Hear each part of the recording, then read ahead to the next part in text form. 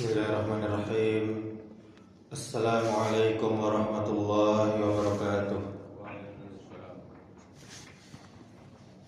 Alhamdulillah hamdan katsiran tayyiban mubarakan fih kama yuhibbu rabbuna wa yarda. Asyhadu an la ilaha illallah wahdahu la syarikalah wa asyhadu anna Muhammadan abduhu wa rasuluh, amma ba'du. Alhamdulillah, segala puji bagi Allah atas segala nikmat, atas segala kebaikan, dan dengan nikmatnya semua menjadi sempurna. Kemudian salawat beserta salam semoga selalu tercurahkan untuk junjungan kita yang mulia, suri tauladan kita sampai hari kiamat, yakni Nabi Muhammad sallallahu alaihi wasallam. Allahumma salli ala Muhammad wa ala ali Muhammad. Kaum muslimin, kaum muslimat, jamaah salat zuhur yang dirahmati Allah Subhanahu wa taala. Rasul kita sallallahu alaihi wasallam pernah bersabda, "Idza jaa Ramadhanu futtihat abwabul jannah wa ghulliqat abwabun nar wa suffidatis syayatin." Apabila datang bulan Ramadan, pintu-pintu surga dibuka, pintu-pintu neraka ditutup, dan setan-setan dibelenggu. Hadis riwayat Bukhari dan Muslim. Namun muncul pertanyaan yang sering menggugah hati. Mengapa di bulan Ramadan masih banyak maksiat, masih ada dusta, masih ada ghibah, zina, riba, tontonan yang haram, dan sholat pun masih banyak ditinggalkan oleh orang yang mengaku muslim?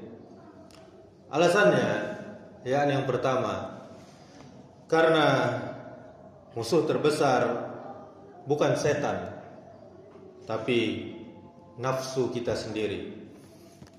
Bapak Ibu jamaah yang dimuliakan Allah Subhanahu wa taala, setan memang dibelenggu, tetapi nafsu kita tidak pernah dibelenggu.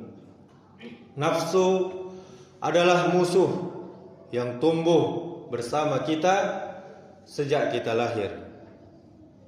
Ia tahu celah kita, kelemahan kita, dan kebiasaan dosa-dosa kita. Setan hanya menggoda, membisikkan, tetapi nafsu yang mengajak dan menikmati maksiat tersebut. Allah Subhanahu wa taala berfirman, "Innan nafsa la'ammaratun bisu." Sesungguhnya nafsu itu benar-benar selalu menyuruh kalian kepada kejahatan. Surah Yusuf ayat 53. Maka jangan kita heran ketika setan dibelenggu, maksiat tetap berjalan, karena nafsu sudah terbiasa memimpin hidup orang tersebut. Kemudian alasan kedua, karena dosa yang dilakukan sudah menjadi kebiasaan. Bapak Ibu jamaah yang dimuliakan Allah Subhanahu wa taala, dosa yang dilakukan berulang-ulang akan berubah menjadi tabiat, akan berubah menjadi kebiasaan, bukan lagi godaan.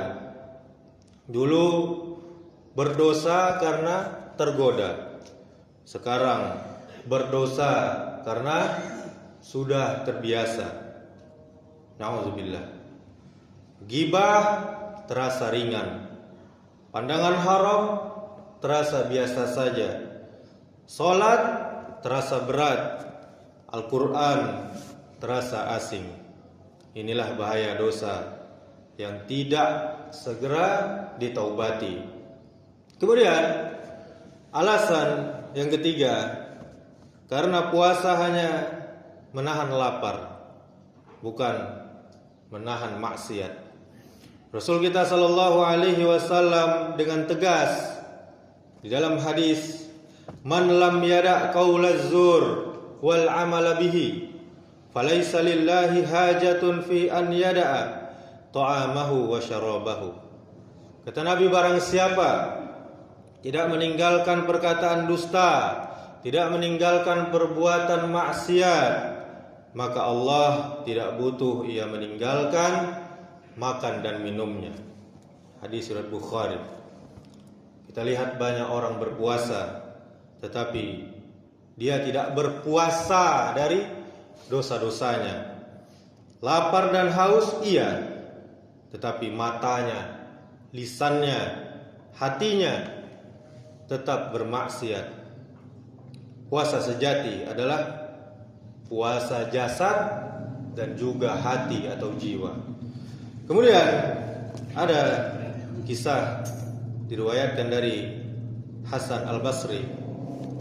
Hasan Al-Basri pernah berkata, jika setan dibelenggu di bulan Ramadan, namun engkau masih saja bermaksiat, maka ketahuilah setanmu ada di dalam dirimu sendiri. Beliau juga menangis saat Ramadan tiba. Ketika ditanya, beliau berkata, aku khawatir Ramadan datang, tetapi dosaku masih sama saja seperti sebelumnya. Bapak Ibu, inilah hati para salaf. Mereka takut tidak berubah, bukan takut tidak kenyang. Kemudian Ramadan bukan sekadar bulan, tapi kesempatan untuk bertaubat dari Allah Subhanahu wa taala. Kesempatan dari Allah untuk kita bertaubat. Ramadan datang bukan untuk membuktikan kita kuat menahan lapar dan haus, tetapi untuk membuktikan kita mampu meninggalkan dosa-dosa kita. Jika di bulan Ramadan setan dibelenggu, kita masih saja bermaksiat, bagaimana nanti ketika setan dilepaskan? Jika di bulan yang penuh rahmat ini kita masih jauh dari Allah Subhanahu wa taala, kapan lagi kita akan dekat kepadanya? Sebagai penutup, mari kita bertanya pada diri kita sendiri, sudahkah Ramadan mengubah salat kita? Sudahkah Ramadan memperbaiki lisan kita? Sudahkah Ramadan membersihkan hati kita? Jawabannya, jika belum, kita jangan berputus asa. Pintu taubat tetap masih terbuka.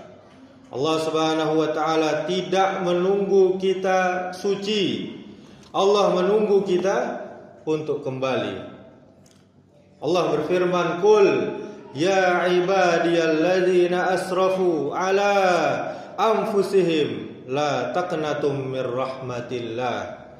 Wahai hambaku yang melampaui batas, yang suka berbuat zalim terhadap dirinya sendiri, janganlah kalian berputus asa dari rahmat Allah Subhanahu wa taala. Surah Az-Zumar ayat 53.